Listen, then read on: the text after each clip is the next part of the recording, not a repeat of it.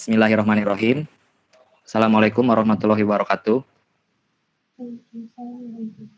Waalaikumsalam warahmatullahi wabarakatuh. Salatu wassalamu ala rasulillahi wa ala alihi washabihi ajmain amma ba'du.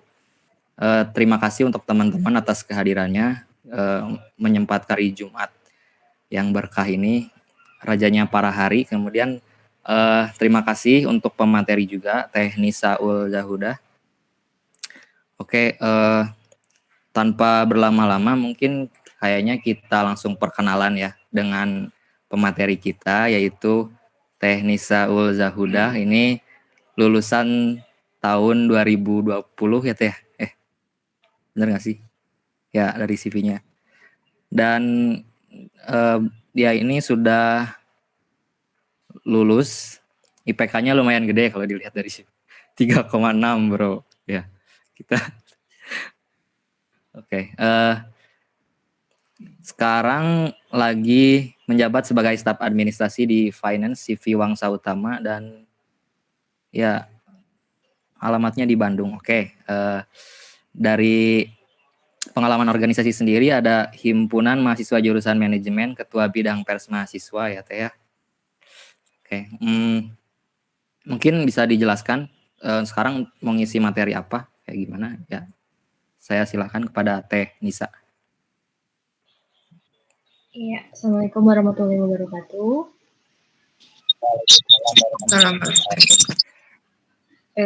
Sebelumnya saya mau terima kasih banyak atas kesempatannya buat ngisi materi di komunitas apa ini tuh Melangkah Maju ya. Ya. Ya, keren banget kalian udah bisa bikin komunitas yang alhamdulillah banyak ngasih positifnya banget ya. Jujur kalian keren banget sih.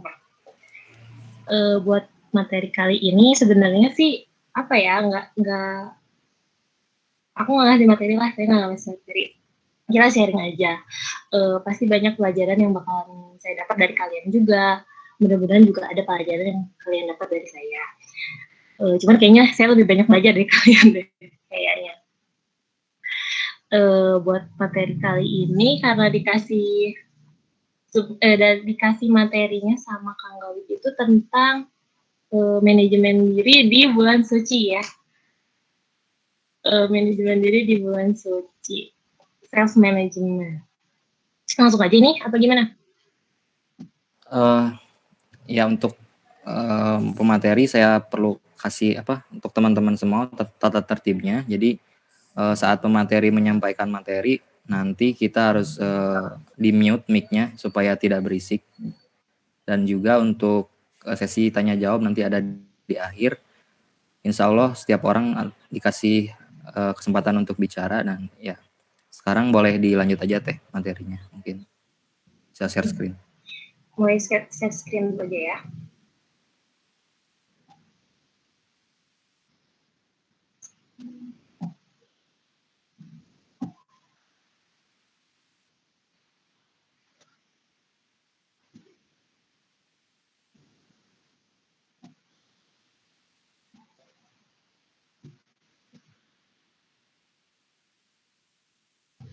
Udah ada belum?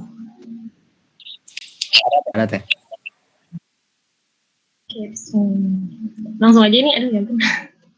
Santai aja ya ngomongnya. Iya santai, nggak usah terlalu formal, santai. Aduh. Ya di sini saya mau coba bawain materi tentang self management. Ini sih yang sepengetahuan saya aja ya. Nanti bolehlah ditambahin sama teman-teman yang pastinya teman-teman juga lebih banyak pengalamannya daripada saya juga tentang self management ini sendiri gitu. Menarik sih, materi ini menarik banget, self management, apalagi self management di bulan suci ini. Kenapa menariknya? Karena momennya pas aja gitu di bulan suci, kita harus bisa mulai memperbaiki diri gitu kan ya. Jadi pribadi yang lebih baik lagi dari sebelum-sebelumnya. Kalau misalkan sebelumnya di bulan yang bulan-bulan biasanya kita kayak mager-mageran atau kayak nggak disiplin gitu kan. Di sini di bulan suci ini tuh bisa jadi ajang perubahan buat kita. Nah, ajang perubahannya ini tuh dimulai dari self management atau manajemen diri. Self management itu apa sih? Saya tangkap dari pengertian self management itu sendiri ada 3 poin. Yang pertama itu pengelolaan emosi, pengelolaan perilaku, dan pengelolaan perasaan. Pengelolaan emosi seperti apa pengelolaan emosi? Pengelolaan emosi kayak marah atau juga sedih kayak gitu kan. Kita banyak banget harus bisa mengontrol semuanya. Karena apa? Karena di self management ini kita dituntut untuk menahan menahan. Nah, nyambung kan di bulan suci. Bulan suci ini kita juga harus menahan segala hawa nafsu termasuk emosi ini karena bisa membatalkan pahala puasa kita. Gitu. Yang kedua itu pengelolaan perilaku. Ada pandangan yang mengatakan bahwa perilaku atau tindakan perilaku seseorang itu dibentuk oleh lingkungan. Nah, simpen pernyataan itu, pandangan itu nanti bakalan saya bahas di akhir tentang pandangan perilaku seseorang itu didasarkan pada lingkungan oleh orang itu sendiri gitu ya. Yang ketiga itu pengelolaan perasaan. Di sini sih kalau bahasa kitanya mood kali ya. Mood seseorang itu bisa dikontrol atau enggak sih gitu. Bisa dikendaliin atau enggak sih sebenarnya gitu kan. Melalui self management ini sendiri kita tuh harus bisa mengelola mood.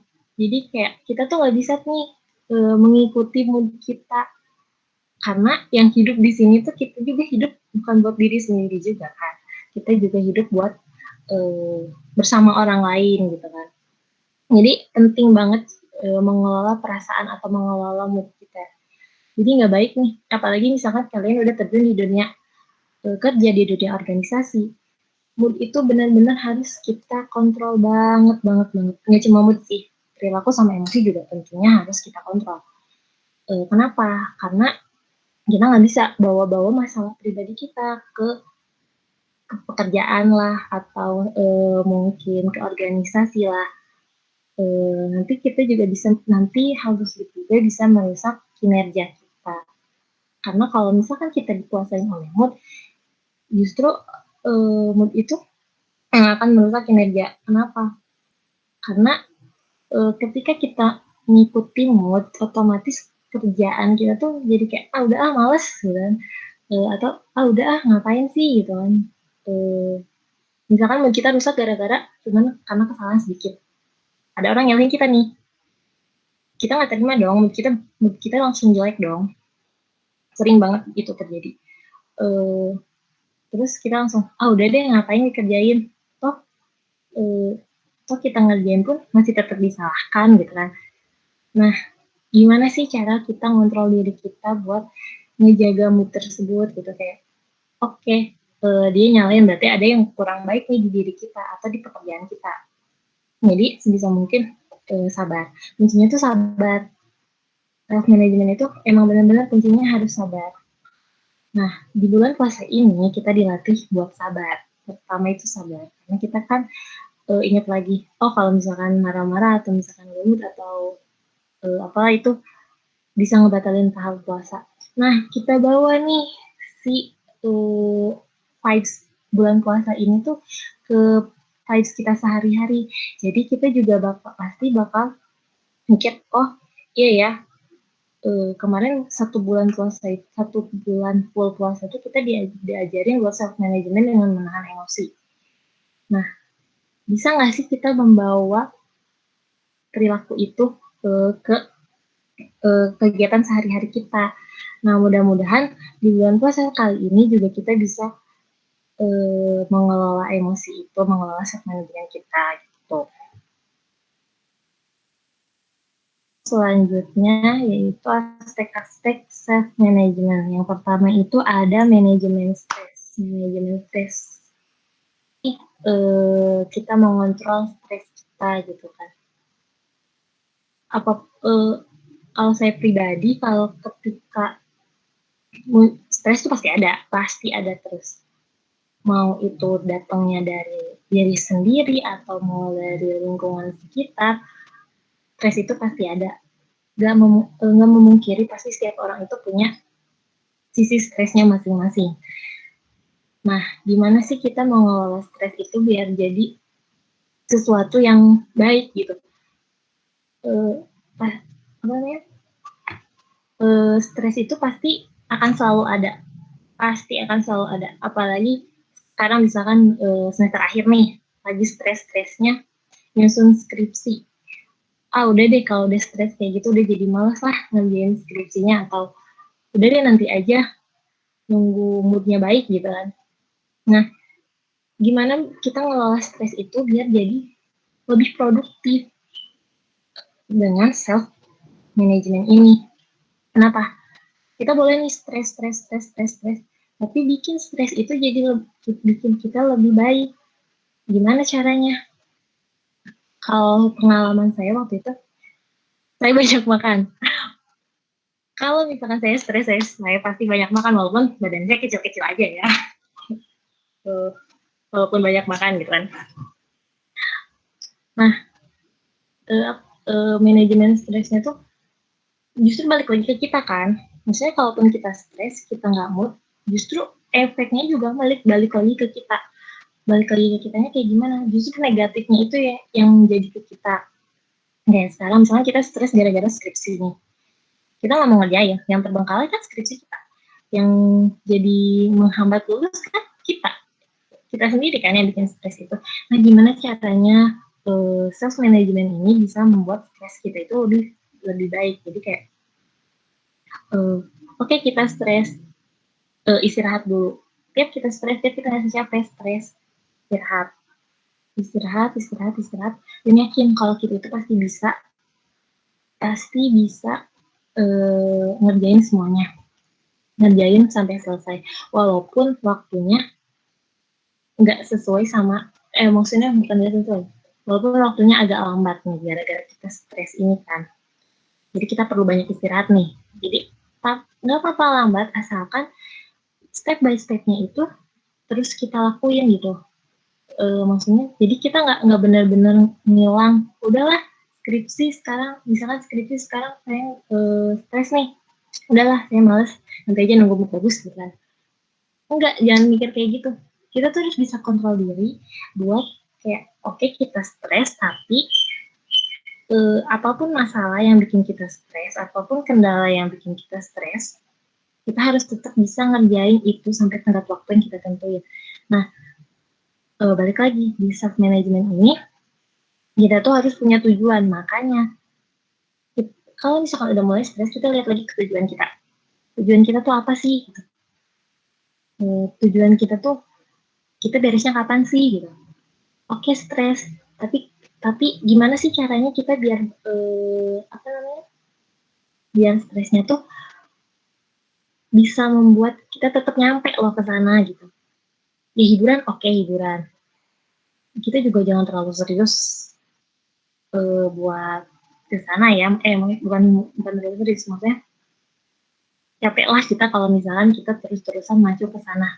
Yang ada bikin stres. Stres itu kan dibikin sama pikiran kita sendiri ya sebenarnya. Stres tuh dibikin sama pikiran kita sendiri yang terlalu kayak aku nggak bisa nih kayak gini, atau ada orang, atau kepanasan ya lihat orang lain udah beres, aduh yang aku kok belum sih, yang saya belum sih gitu kan. Sebenarnya stres itu kan dibikin sama pikiran kita sendiri. Nah, makanya kenapa kita harus bisa mengelola manajemen stres itu melalui self management ini, kayak gitu. Yang selanjutnya itu problem solving. Nah, ini nyambung dari manajemen stres tadi. Jadi kayak apa namanya? Problem solvingnya tuh kayak gimana ketika kita ngadapin stres. Kita harus, nah ini tujuannya, kan kita udah punya tujuan nih, udah punya goals. Misalkan goalsnya itu di skripsi itu kita mau beres skripsi bulan depan, mau ikut sidang bulan depan nih. Tapi kita stres, tapi kita tahu kita harus nyelesain skripsi itu di tenggat waktu bulan depan. Gimana sih penyelesaiannya kayak gitu, kayak misalkan cari referensi atau cari hiburan, cari apa kayak gitu buat nyelesain tugas itu.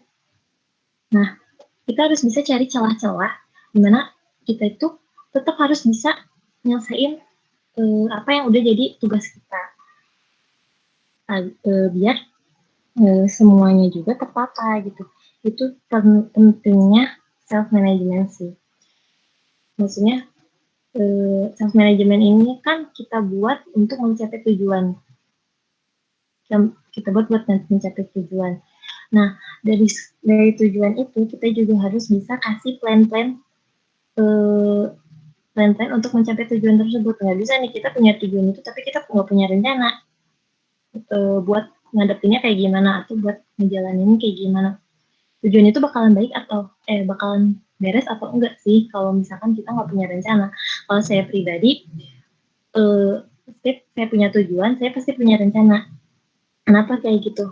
Saya bukan tipe orang yang gimana nanti, tapi saya punya pemikiran nanti gimana gitu kan.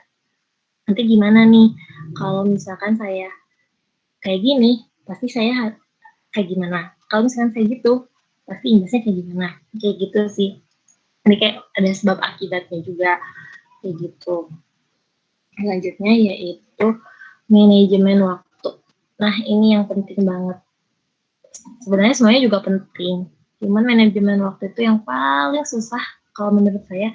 Yang paling susah dilakuin itu manajemen waktu, disiplin. Kenapa sih manajemen waktu atau disiplin itu susah banget? Ya, udah tahu target kita di bulan ini tuh apa gitu kan. Cuman kayak, ya udahlah masih ada sebulan lagi, tenang aja nanti juga selesai kok. Nah, pemikiran itu tuh tolong diubah. Kenapa kalau misalkan kita bisa ngerjain sekarang, kenapa harus nanti gitu. Ada pemikiran kan, kalau bisa ngerjain nanti kenapa harus sekarang gitu kan. Cuman saya nggak setuju banget soal pemikiran yang kalau bisa dikerjain nanti, kenapa harus sekarang. Karena kita nggak tahu waktu kita itu kalau diibaratkan dihubungkan dengan kematian ya. Kita nggak pernah tahu kan kita bakalan hidup seberapa lama lagi. Kalau misalkan kita bisa ngelakuinnya sekarang, kenapa harus ditunda-tunda ke nanti gitu kan. Disiplin waktu tuh perlu banget, soalnya apa ya, itu tuh cerminan diri kita gitu. Kalau misalkan sekarang dari manajemen waktunya kita aja udah segala lamban, lelet gitu kan. Kita mau dapat apa nanti dari perilaku kita yang kayak gitu tuh, gitu kan. Terus juga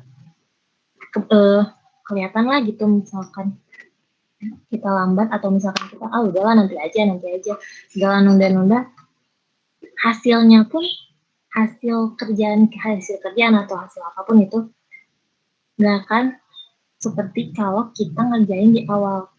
Kalau kita ngerjain di awal ada kekurangan atau ada kesalahan di tengah-tengah nih, kita masih punya waktu buat memperbaiki segala kesalahan itu kan. Tapi kalau misalkan kita ngerjainnya di akhir waktu, di mepet-mepetin kayak SKS nih, sistem kebut semalam. Yang pertama kita pasti panik.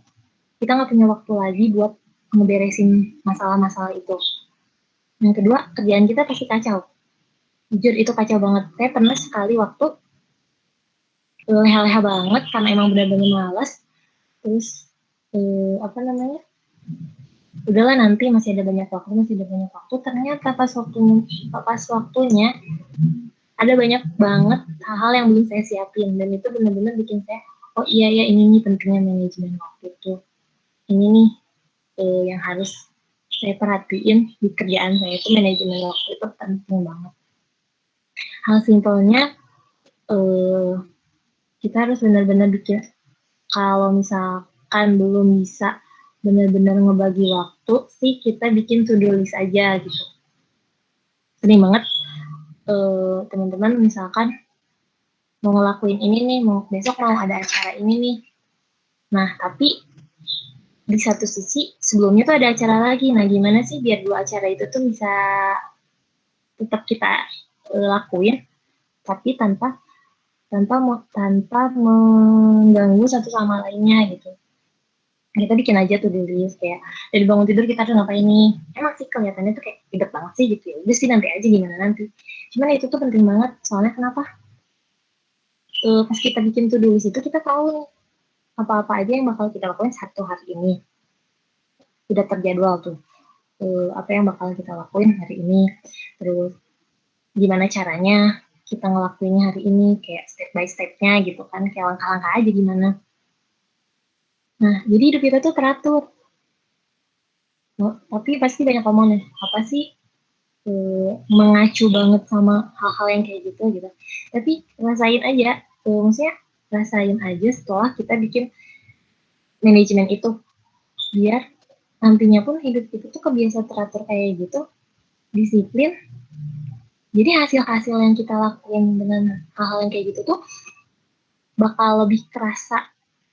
Oh iya ya, ini lebih bagus hasilnya daripada kita yang kayak segala ngedadak atau apa-apa gitu kan. Bener-bener beda banget, banyak banget perbedaannya. Pemahaman pentingnya di self management ini. Sama jujur sama keadaan diri kita sendiri. Jujur sama keadaan diri kita sendiri maksudnya kayak gimana? Maksudnya kita harus jujur nih, kita harus ngegali diri kita sendiri tuh orangnya kayak gimana. Misal untuk mengelola self management ini, gimana maksudnya? Kita jujur aja sama diri kita sendiri, tulis di kelebihan kekurangan kita tuh apa gitu kan. Biar kita lebih mengenali diri sendiri. Oh, kalau misalkan kita udah tahu nih apa kelemahan kita, apa kelebihan kita, dari situ kita kayak, oh iya nih, ini yang harus diubah, ini yang harus ditambah. Kita jujur aja. Maksudnya ditulis aja pun, ditulislah di buku misalkan gitu ya. List-list apa aja nih kelebihan kita, kekurangan kita gitu kan.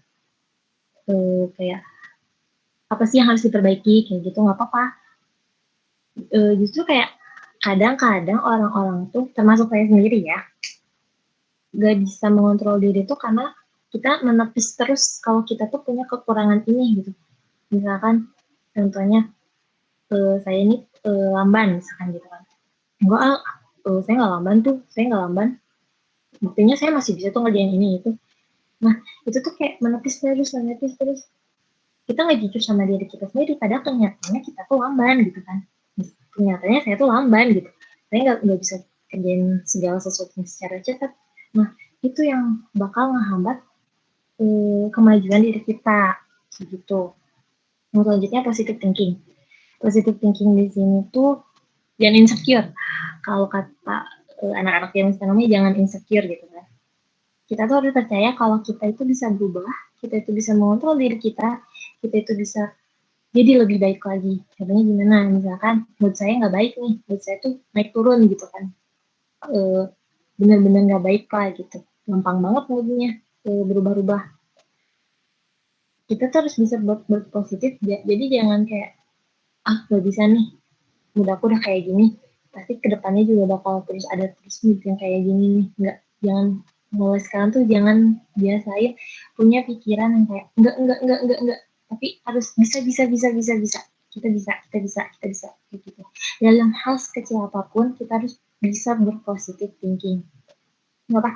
Karena kalau pikiran kita positif, pasti kendali kita atas diri kita juga berubah jadi kayak positif.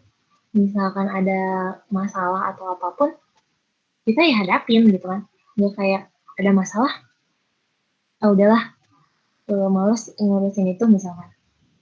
Males nyelesain masalah itu, udahlah, dan nantinya juga masalahnya bakalan nggak penting-penting amat atau enggak, udahlah aku nggak bisa nyelesain masalah itu. Enggak, segala masalah tuh pasti ada solusinya. Tapi selalu ada solusinya.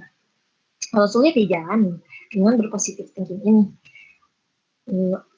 Kalau misal damai banget kita kalau misalkan punya pemikiran yang benar-benar positif ya, tidak memungkiri pasti akan ada terus negative thinking, apalagi insecure yang kayak gitu-gitu. Tapi sebisa mungkin, semaksimal mungkin kita coba buat berpositif aja deh sama diri kita sendiri lah minimal gitu.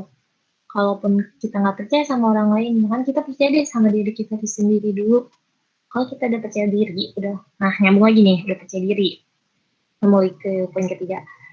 Kalau kita udah percaya diri, insya Allah segala sesuatunya juga bakalan lancar.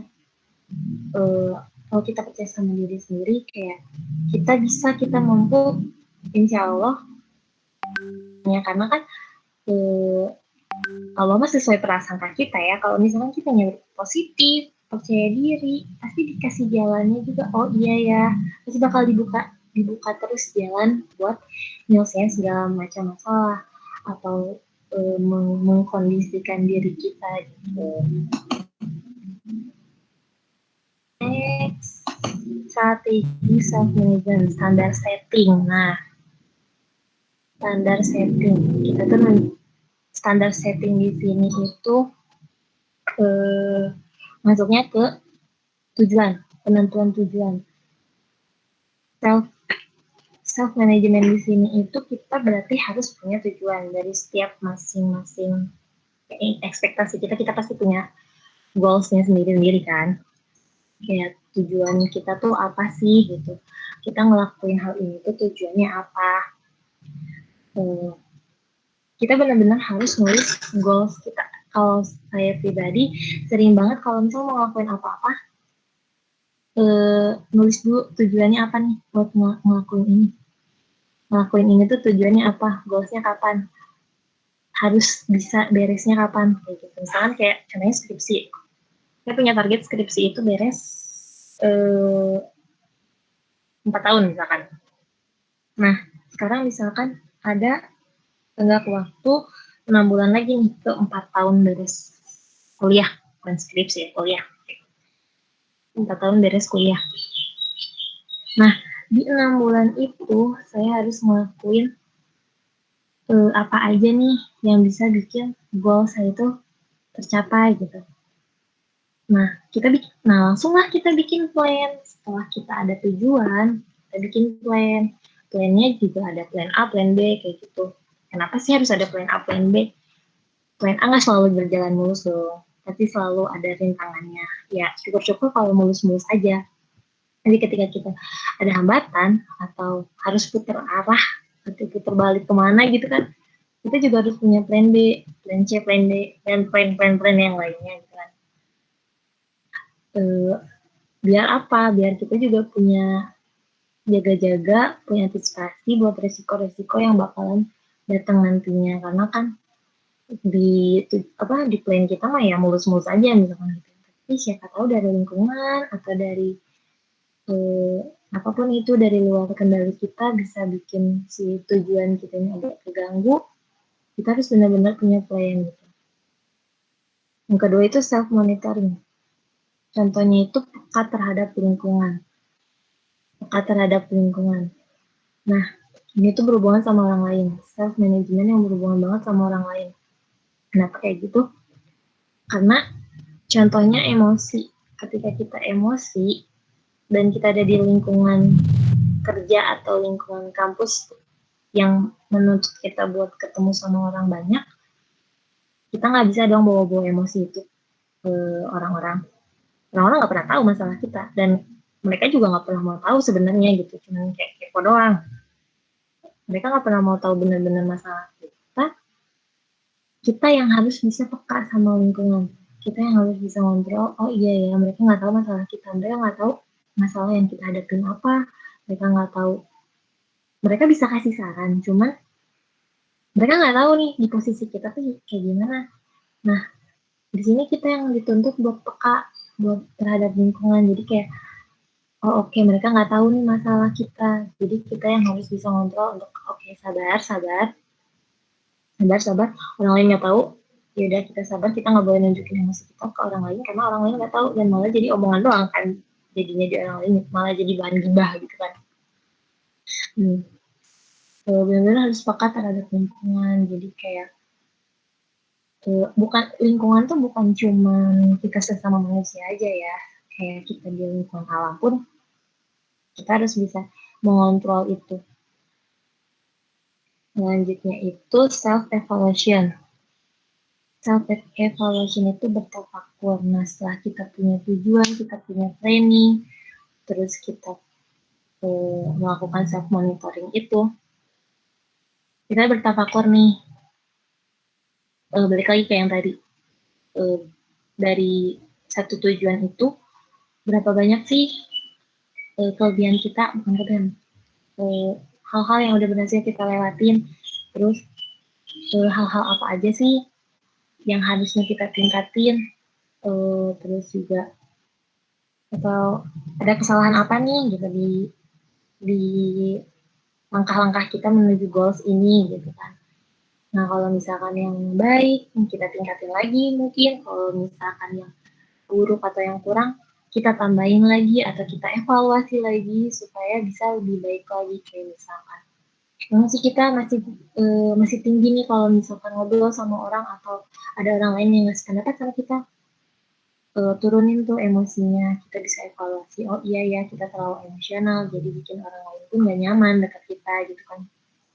Di situ kita harus benar-benar ngejaga diri kita biar seenggaknya kita diterima deh sama orang lain gitu, diterima di lingkungan maksudnya, supaya nggak harus dipandang baik, cuman kayak orang tuh kita bisa apa ya, bisa bebas untuk bertukar pikiran atau kayak gimana. Kalau sekarang misalkan kita emosi cuma gara-gara kita beda pendapat nih, orang pun jadi males lah ngapain debat sama dia, nanti ujung-ujungnya dia juga marah, dia juga apa namanya malah maksain pendapat dia gitu kan.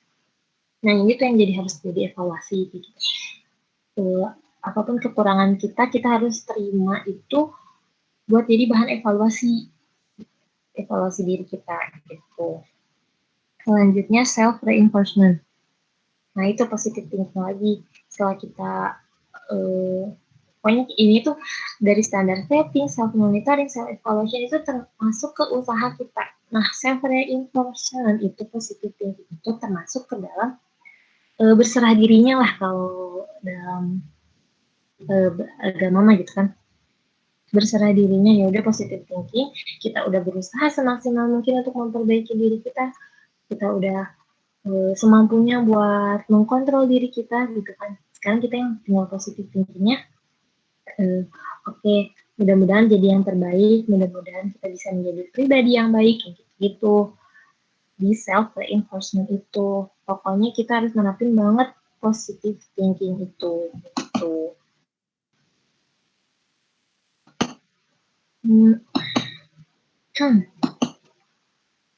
Next, gimana sih mengkombinasikan self management ini sama kehidupan kita sekarang? Produktif dunia akhirat.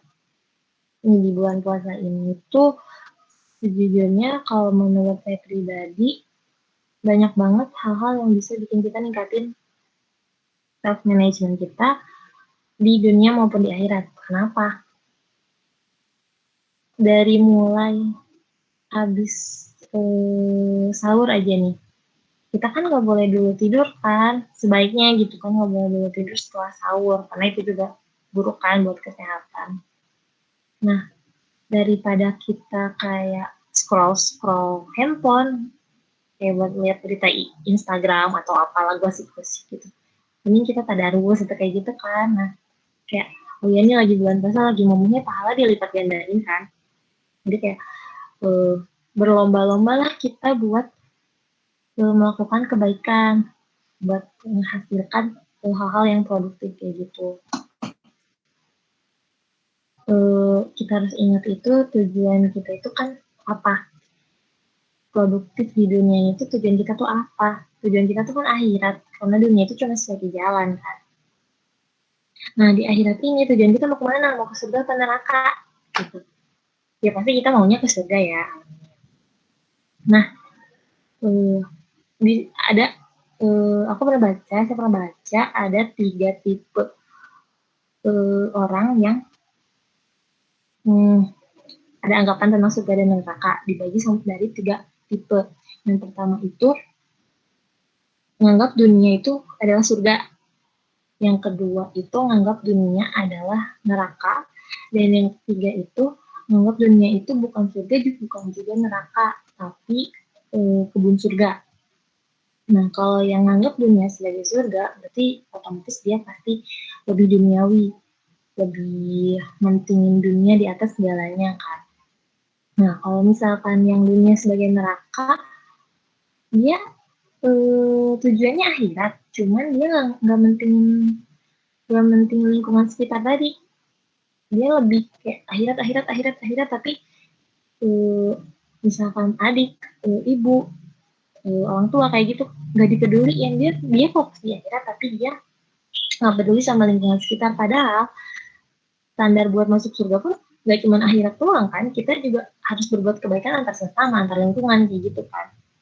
Nah, yang pandangan ketiga itu dunia itu bukan surga juga bukan neraka, tapi taman surga. Nah, ini nih yang menyeimbangkan antara surga dan neraka. Sebenarnya kita juga ada pendapat yang bilang ya nggak usah seimbang kayak gitu. Surga lah yang harus diprioritaskan gitu kan, daripada dunia kayak gitu. Tapi kan kita hidup lama, sekarang nih kita lagi hidup di dunia. Kenapa kita nggak maksimalin perbuatan baik kita di dunia sih, buat nantinya juga pun akhirnya tujuan kita kok ke surga, kok ke akhiratnya di surga kok gitu kan. Nah gitu. Nah tipe yang ketiga inilah yang harus kita terapin di kehidupan kita sehari-hari ini.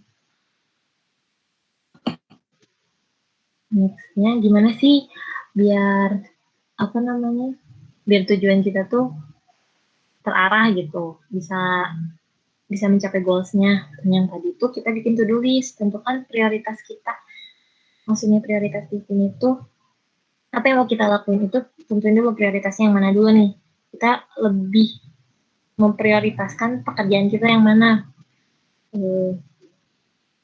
Jadi di list aja prioritas yang dari paling prioritas. Misalkan kalau kalian semester 7, prioritas kalian sekarang di skripsi dulu nih, skripsi yang paling atas, terus apa gitu. Tapi jangan lupa sempetin juga ibadah, jangan disempetin, emang harus benar-benar tempat. Jangan kayak kalau misalkan di bulan puasa ini nih, zaman-zaman dulu, bulan-bulan lalu misalkan kita baca Quran cuma kayak nyempet-nyempetin waktu doang kan. Nah sekarang kita benar-benar harus wajib tuh di satu hari kita harus baca Quran. Misalkan kita punya program one day one juice. Nah benar-benar tuh harus kita bikin di list harian kita itu. Biar apa? Biar nanti juga kita kebiasa. Biar nanti di bulan-bulan selanjutnya karena kita udah kebiasaan yang kayak gini, jadi kebawa gitu. Karena 1 bulan tuh menurut saya bisa banget mengubah seseorang biar jadi lebih baik lagi atau jadi lebih buruk sebenarnya. Nah gitu. Terus yang kedua itu jelaskan tugas secara rinci. Misalkan kita udah punya prioritas kegiatan kita tuh apa aja. Nah, secara rinci kita tulis nih tugas-tugasnya tuh apa aja, terus step by step-nya tuh apa aja. Kalau misalkan males kayak gitu, ya adalah di pikiran otak atau nanti harus kayak gini gitu kan. Yang ketiga, di manajemen lagi waktunya, diperkirakan waktunya selesai kayak gimana. Misalkan dari bangun tidur sampai jam 7 nih kita tadarus, berarti berapa jam tuh? Nah nanti dari jam 7 sampai jam 8 misalkan 1 jam buat ngerjain skripsi sejam dulu. Nanti dari jam 8 sampai jam 9 istirahat. Nah, kita tulis aja waktunya kayak gitu biar lebih terorganisir aja gitu kegiatan kita sehari-harinya. Emang sih kesannya kayak apa sih terkonsep banget gitu hidupnya kan. Cuman ya ini biar kita tuh gak lost control atas diri kita itu, atas diri kita sendiri. Jadi biar kita benar-benar ya udah sekarang terpaku dulu deh sama list-list yang kita mau kerjain hari ini. Nanti juga kebiasaan kok, nggak usah harus kita tulis apa yang harus kita lakuin, kita juga udah kebiasa nantinya gitu kan. Nah kuncinya buat ngerjain itu semua tuh yang pertama fokus, yang kedua disiplin dan konsisten. Fokus sama tujuan kita itu apa, tujuan kita akhirat. Sebisa mungkin kita manfaatin dunia ini buat produktif di hal-hal yang baik, untuk hal-hal yang menambah pahala. Kalau misalkan kayak kurang-kurangin deh kayak tidur berlebihan di bulan puasa gitu. Tidur memang ibadah, tapi jangan mentang-mentang tidurnya orang puasa itu ibadah. Jadi, ayo udah tidur aja gitu kan. Karena yang berlebihan itu nggak baik ya, gimana apapun itu yang berlebihan itu kan nggak baik. Gitu. Terus konsisten tuh penting banget biar kita nantinya terbiasa. Kenapa sih kita harus konsisten? Karena kalau misalkan sekarang misalkan udah terkonsep nih hidupnya atau kegiatan hariannya kita udah terkonsep nih, besok udahlah males, nanti besok lagi. Nah, pikiran-pikiran kayak gitu tuh yang racun banget, yang bikin kita jadi kayak ya udah, nah balik lagi ya udah nanti gimana nanti aja kayak gitu kan, jadi nggak konsisten banget gitu kan, jadi malah kacau ujungnya gitu. Yang ketiga itu disiplin penting banget biar kita bisa ngerasain hidup yang tenang, aman, damai, kayak gitulah. Benar-benar kalau kita disiplin tuh hidup tuh benar-benar enak banget. Disiplin hal-hal kecil aja ya, disiplin makan, kita sehat jadinya. Nggak ada tuh penyakit yang kayak gitu. Karena kita disiplin, makanya kita tepat waktu terus kayak gitu. Terus kayak orang-orang juga jadi pandangannya, oh iya dia disiplin banget ya orangnya. Dia tahu waktu, dia tahu kapan harus ngerjain ini, dia tahu kapan harus ngerjain itu. Jadi kalau ada kerjaan yang double job, triple job yang kayak gitu-gitu, karena kitanya udah disiplin, semuanya bisa beres dalam satu hari itu kayak gitu. Karena emang disiplin tuh benar-benar penting banget di kehidupan kita. Yang terakhir mungkin hal-hal yang membatalkan amalan puasa nih. Dari tadi kita udah ngomongin apa aja sih yang harus kita lakuin, positif-positifnya gitu kan. Nah, hal-hal yang dapat membatalkan puasa ini tuh yang disadari, berbohong. Kita udah sadar tuh kita tuh bohong. Jadi kita udah tahu dong kita udah dosa. Tapi masih aja dilakuin. Nah, itu tuh bakal menghapus amalan puasa kita. Nah, selanjutnya gibah. Gibah juga kita sadar kita lagi gibah, lagi ngomongin orang. Misalkan cuma lihat, nah itu tuh cuma lihat handphone, lihat dia, lihat story IG-nya si dia nih misalkan. Terus langsung nih chat temannya, si ini gini ya. Lanjutlah itu gibah. Manjang dong itu gibahnya gitu kan. Itu kita sadar kita lagi gibah. Tapi kayak ayo udahlah gitu kan, padahal itu secara otomatis membatalkan pahala puasa kita. Jadi itu cuma lapar sama haus doang. Daripada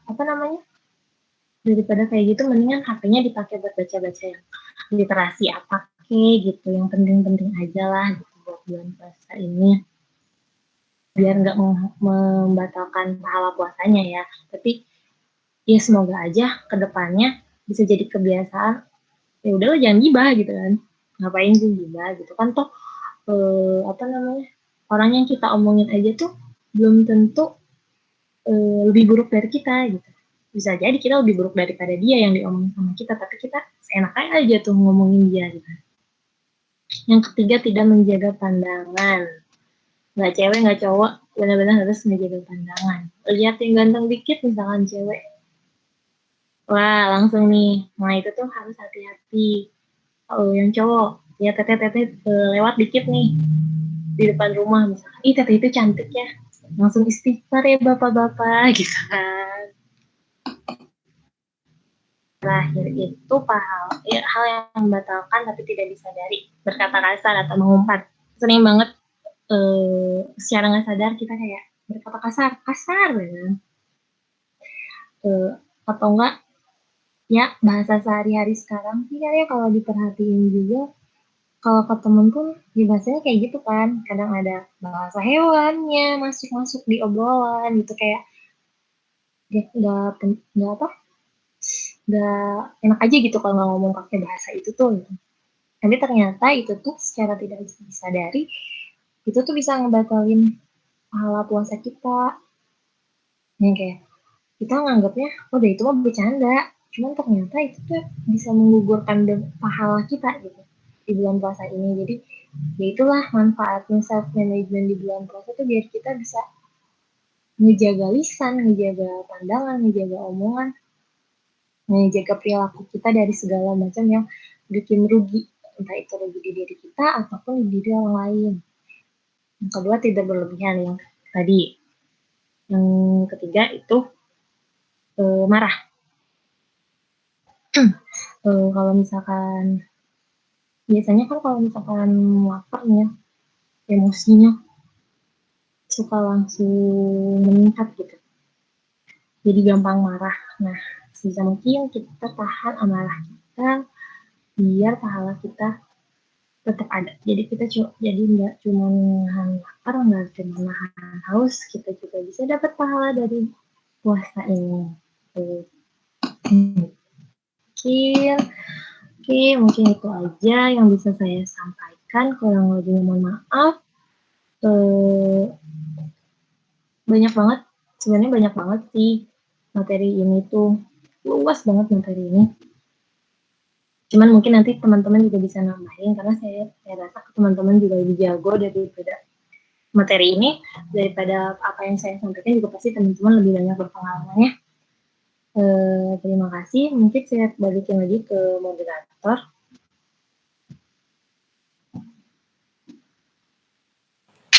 Oke, terima kasih kepada Teh Nisa yang telah menyampaikan materinya.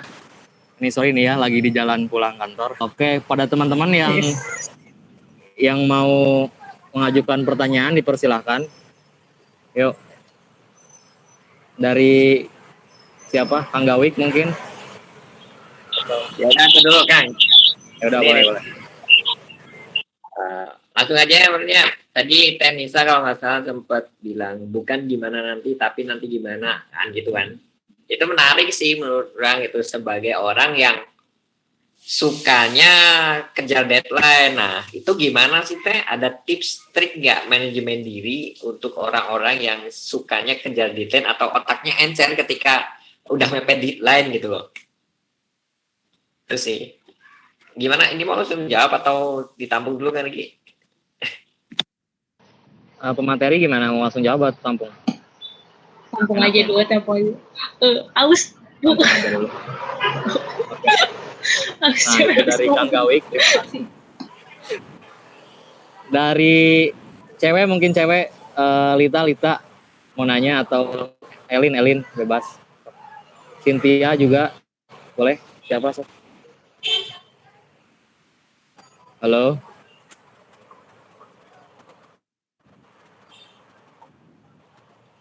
Farid dulu, boleh Farid. Ya.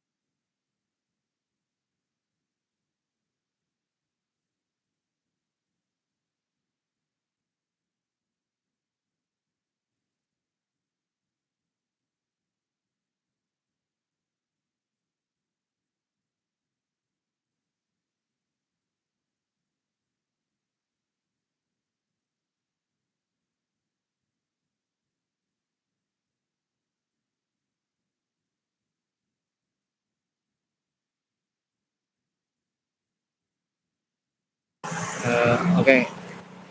Satu lagi deh ya, terakhir Teh ya. Pertanyaan ketiga deh. Boleh, siapa yang mau nanya? Mangga. Sintiana tuh, boleh Sintiana. Malah belum.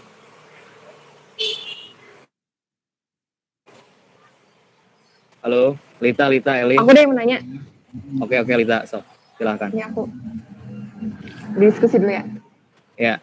Ya, assalamualaikum.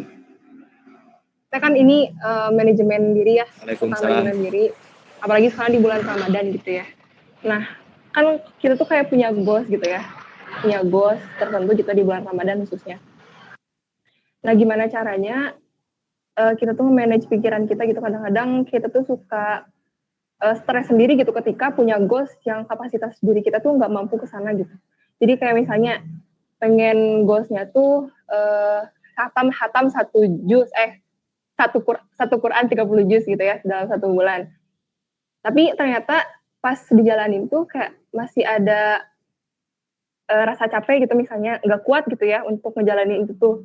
Nah jadi kayak ngerasa apa ya, ya nggak sesuai sama tujuan kita gitu. Terus misalnya goals yang lain tuh pengen nahan emosi gitu kan, bisa menahan emosi. Nah gimana caranya kita tuh bisa menahan emosi ketika kita tuh berpuasa supaya jadi habis nanti setelah Ramadan gitu teh.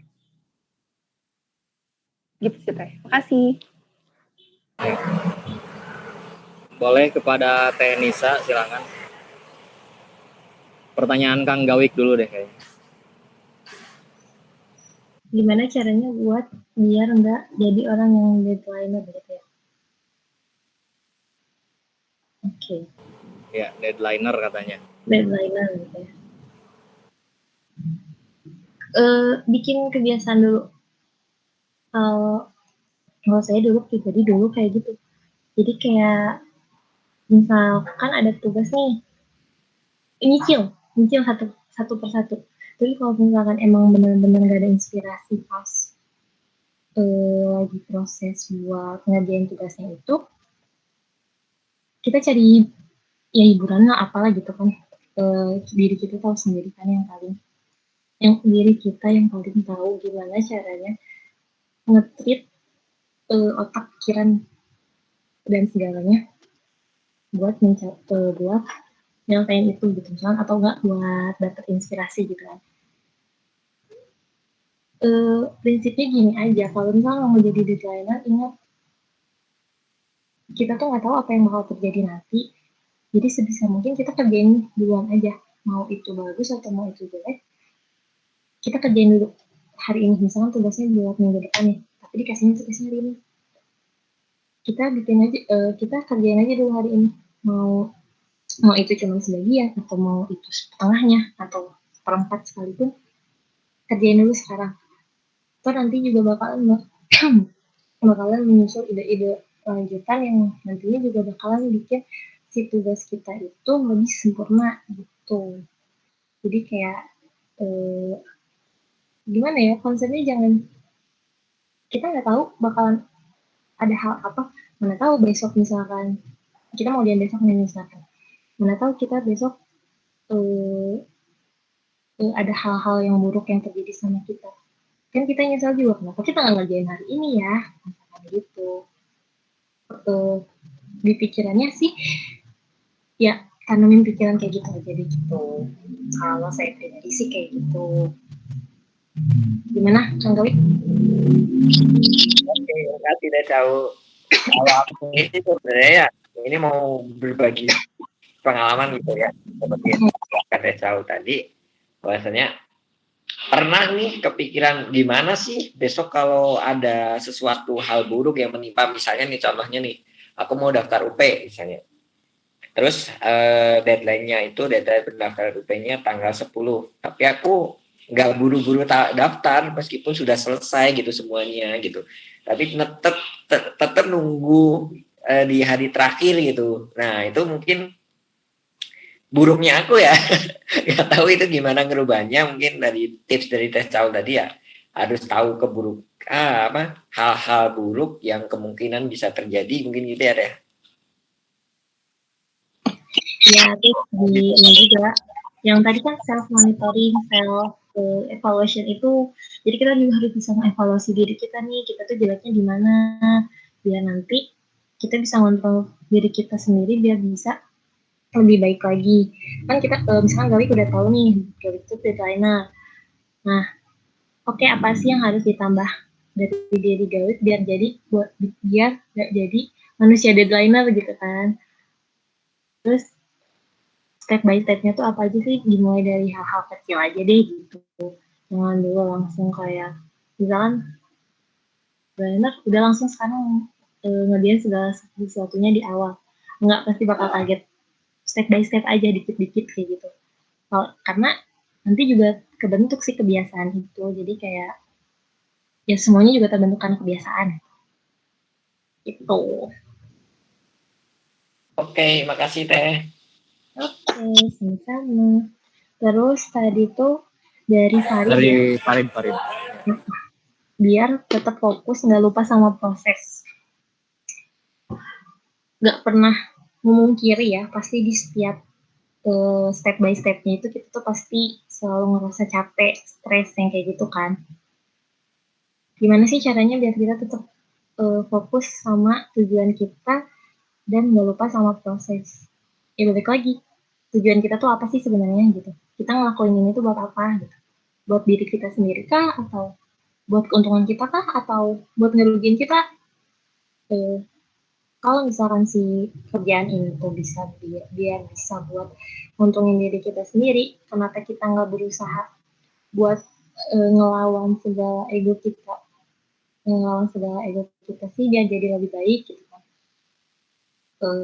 Ingat lagi tujuannya apa, capek pasti bakal ada capek, pasti bakal ada stres, tapi tetap balik lagi positif, benar, punya pikiran positif. Kalau misalkan kita dikasih ujian pas ngelewatin prosesnya, ya jalanin aja ujiannya gitu, jalanin step by stepnya. Ujian pasti ada terus, mau segimanapun gampangnya tugas kita atau sesulit apapun tugas kita, ujiannya tetap pasti ada terus.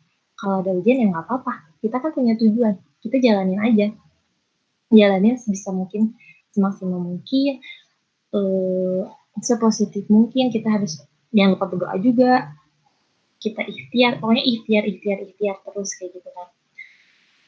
Si ujiannya tuh sulit nih, nggak apa-apa, jalanin.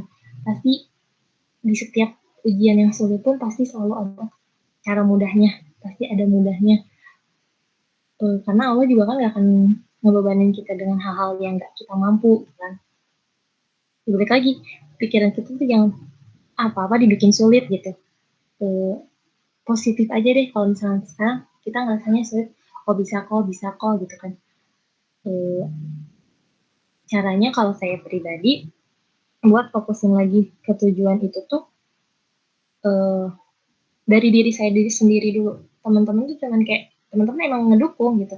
Teman-teman yang saya ceritain tentang kesulitan saya pasti ngedukung, pasti selalu ngedukung, pasti selalu ada kata-kata semangat dari mereka gitu. Tapi kan yang bisa ngubah apa namanya, diri kita itu jadi lebih baik itu kan diri kita sendiri juga.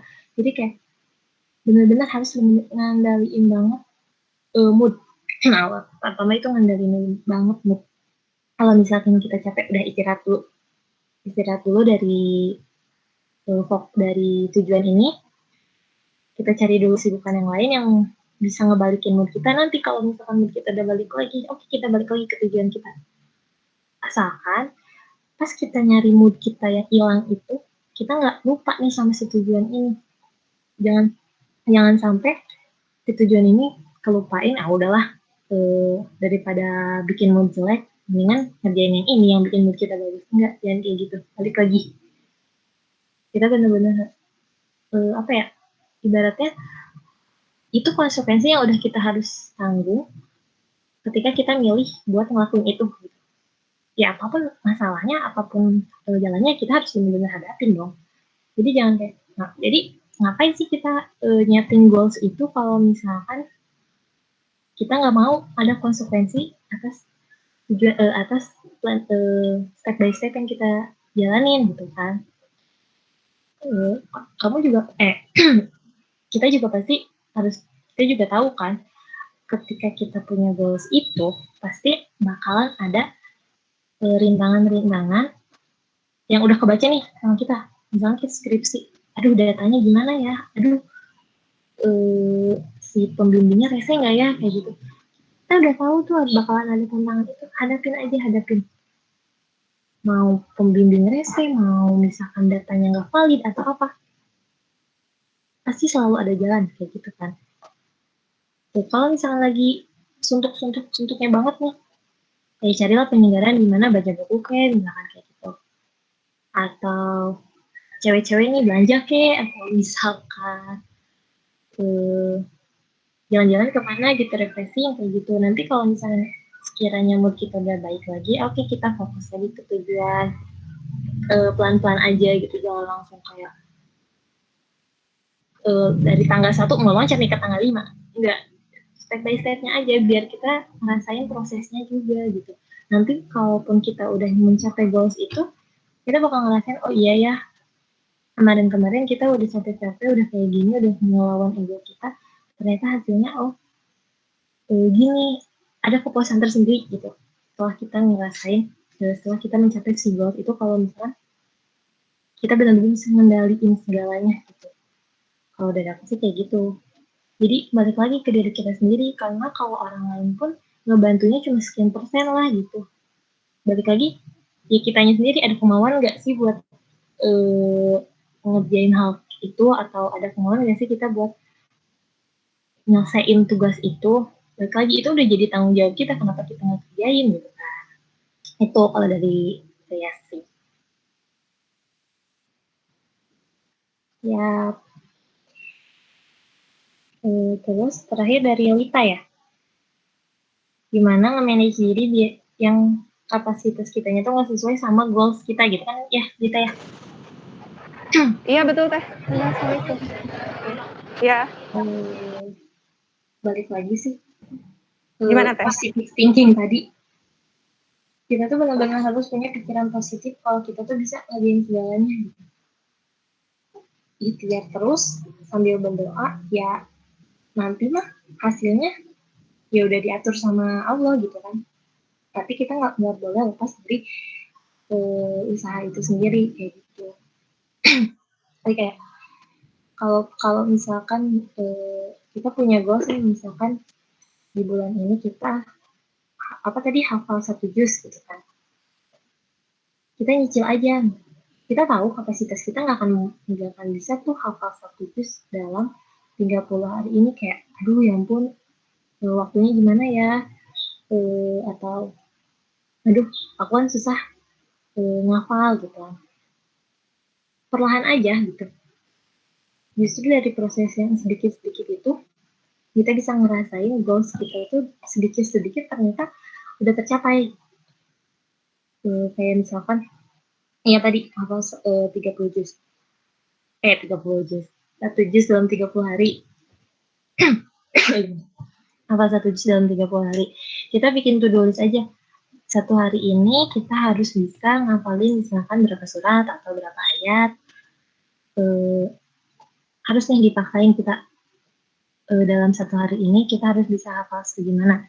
Nah, step by step kayak gitunya aja sih yang harus kita perhatiin. Makanya penting banget kalau misalkan mau mengontrol diri kita, terus kita masih belajar buat ngontrol itu, kita harus benar-benar bikin list apa yang harus kita lakuin, list step by step-nya, cara kita buat mencapai si goals itu. Karena pasti kalau kita udah bikin step by step-nya, pasti ketahuan nih kekurangan kita tuh di mana. Jadi kita nggak akan ada lagi tuh mikir ini nggak sesuai sama kapasitas kita, karena kita udah tahu kekurangan kita di mana dan harus diperbaikinya itu di sebelah mana. Gitu. Kalau beda, gimana Dita? Iya Teh, insya Allah bisa dipahami. Untuk yang kayak satu lagi gimana Teh? Kayak yang aku tuh kalau kadang-kadang kalau misalnya dihadapkan sama hal yang bikin emosi tuh di dalam hati tuh masih ada ini kenapa sih gitu, gitu Teh. Pengen ya makan ya di mulut kan bisa aja baik gitu kan, tapi di hatinya juga pengen ikutan baik gitu Teh. Gimana gitu? Emang gak gampang sih. Saya pribadi juga ngerasain yang kayak gitu tuh gak gampang. Kalau misalkan emang lagi kebawa emosi banget, kayak di luar senyum padahal dalam hati ngedumel aduh ini kenapa kayak gini gitu. Terus balik lagi mikir lagi, ya bertafakur itu bisa kayak gitu tuh karena kita juga nggak sih, karena kesalahan diri kita juga nggak sih, nggak sepenuhnya salah orang lain juga nggak sih, misalkan kayak gitu kan. Kadang kita pembenarannya kayak kalau misalkan ada kesalahan nih, oh iya udah si itunya gitu udah, atau enggak iya ada ininya kayak gini gitu kan, selalu cari pembenaran dengan nyalain orang lain. Nah balik lagi ke diri kita, hal-hal kayak gitu tuh terjadi apa karena benar salah atau karena salah orang lain, atau ternyata di diri kita yang belum benernya. Jadi ya itu, kita cari lagi kekurangan kita. Jadi kayak mau marah pun, oh mungkin ada sesuatu yang kurang nih di diri saya gitu. Jadi ngapain sih marah orang, masa marah sama diri sendiri sih gitu kan, orang sayangnya aja yang nggak benar gitu. Jadi lebih baik lagi, sabar nomor satu. Jadi ngelihat segala sesuatu itu nggak cuma dari sudut pandang kita aja. Jadi kayak kalau misalkan ada satu kesalahan, kita lihat kalau kita mau nyalahin nih, oh iya ya kalau misalkan kita kayak gitu, misalkan skripsi kita diacak-acak nih sama dosen kan, kita lihat lagi, emang kita udah maksimal belum sih ngerjain skripsinya, sampai dosen tuh masih ngacak-ngacak skripsi kita, atau balik lagi, apa sih dosen itu mah cuma bisanya ngerevisi-revisi doang gitu. Balik lagi ke kitanya, baca lagi, kesalahan kita tuh ada di sini, kesalahan kita ada di sini. Nah dia jadi nanti evaluasi diri ke kitanya gitu kan. Nggak semua hal itu harus ditanganin sama emosi. Kalau misalkan kita menguatin emosi kita, bisa malah jadi yang dirinya kita sendiri. Karena misalkan kalau kita emosi, orang lain mah nggak pernah tahu kita emosi, ya bodo amat katanya. Itu mah karena diri kamu sendiri, atau karena ya udah itu mah tanggung aja sendiri. Nanti orang lain pasti ngomongnya kayak gitu, walaupun kayak ada simpati empatinya lah dari orang lain, tapi kan yang bisa ngontrol buat diri kita sendiri itu ya diri kita lagi gitu. Jadi tips dari aku sih, lihat segala sesuatunya itu dari beberapa sudut pandang, jangan dari sisi kitanya aja. Biar nantinya juga kebuka, oh iya ya, ini kejadian kayak gini tuh ternyata karena penyebabnya ini diuraiin lagi kan, oh iya gitu. Jadi kayak kita mau marah pun, oh bentar deh, marahnya harus kenapa harus marah ya, cuman kayak gini gitu. Oh bentar deh, kenapa sih harus kesel gitu kan, mungkin ada sesuatu yang salah nih, kita cari aja tuh yang salahnya dulu, jangan langsung kayak jelek langsung amburadul kayak gitu. Saya pribadi sih kayak gitu. Mungkin nanti dari teman-teman juga ada yang lebih bisa ngasih solusi mungkin kalau dari apa memperbaiki mood atau emosi kayak gitu-gitu.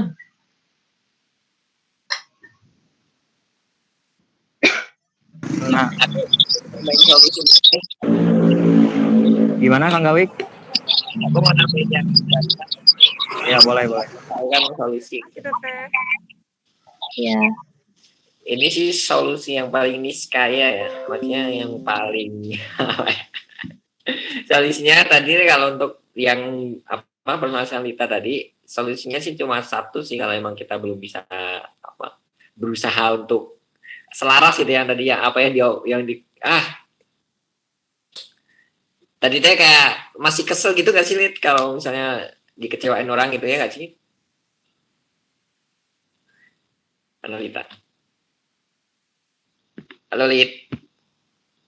Lita. Ya gitulah. Kalau aku solusinya sih, ini solusiku ya, solusinya itu ya apa, biarin aja, nanti juga dengan berjalannya waktu juga bakal hilang kok itu aja sih meren. Sok lanjut. Dari yang lain ada yang mau menanggapi terakhir sebelum ke penutupan terakhir atau gimana?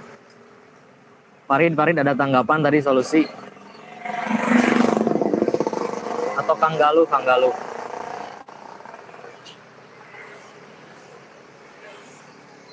Oh iya, balik lagi tadi kan ada pernyataan yang perilaku seseorang itu dibentuk dari lingkungannya. Jadi kesimpulannya dari materi itu menurut kalian gimana?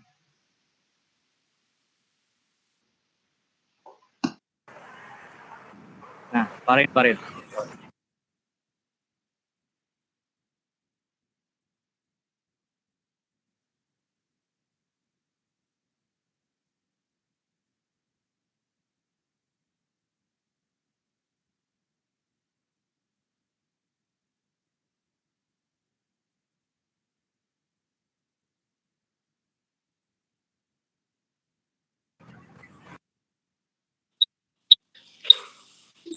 aku juga setuju sama Pak Aris.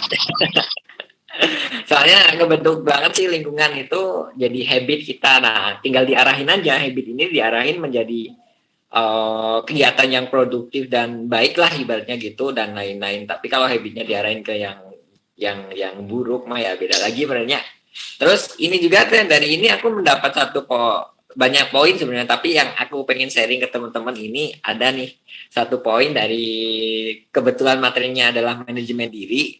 Jadi dari situ tuh sebelumnya kan ya udah tahu lah manajemen diri kayak gimana gitu, pasti tahu lah gitu. Cuma lebih belum mendalami gitu. Nah kebetulan karena materinya manajemen diri, aku jadi kayak searching nih manajemen diri apa aja nih. Terus akhirnya nemu aplikasi. Nah ini yang mau di-sharingin aplikasi ini namanya Eklo sama Tugel. Itu boleh teman-teman download atau coba sendirilah gitu. Gimana bermanfaatnya aplikasi tersebut buat bantu kita dalam memanajemen diri. Misalnya kayak aktivitas kita nih baca Quran nih dibatas 2 jam misalnya, setelah baca Quran kita tidur 2 jam, setelah itu kita mandi 15 menit dan lain kayak gitu. Jadi boleh teman-teman itu aplikasinya, bukan mau endorse ya.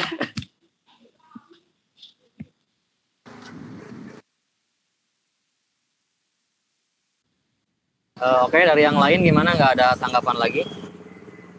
Kang Galuh, Teh Lita, semuanya. Elin, Cynthia. Elin mantap Teman-teman, lagi berapa dah? Mantap TCU. Oke, mungkin karena udah menjelang maghrib juga ya.